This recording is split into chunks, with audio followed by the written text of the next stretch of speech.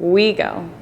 1, 2, 3, 4, 5, 6, 7, 8, 2, 2, 3, 4, 5, 6, 7, 8.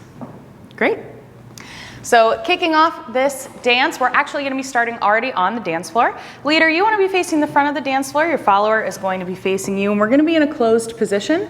We're going to start swaying leader with the left, follower with the right for 4 counts. So we sway 1, 2, 3, 4. Then leader, you want to bring your left hand high. You want to draw a counterclockwise circle, bringing your follower into our cradle position right next to each other. So follower, notice you're on the right side of your leader. Something else to note, your right hand is on top of your left, and we are connected with both hands. So when you get into this position, if you find yourself not connected on this side, make sure to go back and try it again because you want to stay connected with both hands the whole time. So once we're here, leader, you're going to walk in a clockwise circle around your follower. Follower, you're going to take little baby steps backwards to stabilize yourself and stay in place. And then once we are here, back around to the front, leader, you're going to raise this left arm again up and over your follower's head.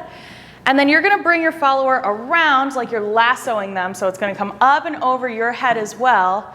And then when your follower is in front of you again, you're going to draw one final clockwise circle, and we're going to get in our dance position.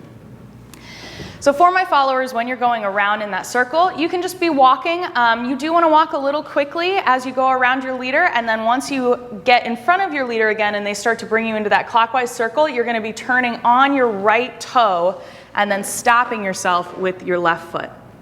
If it's more comfortable for you to go a little slower and take some baby steps through that turn, just make sure that you stay in front of your leader the whole time. You don't want to be turning all over the place. And then we're ready for our pattern 1.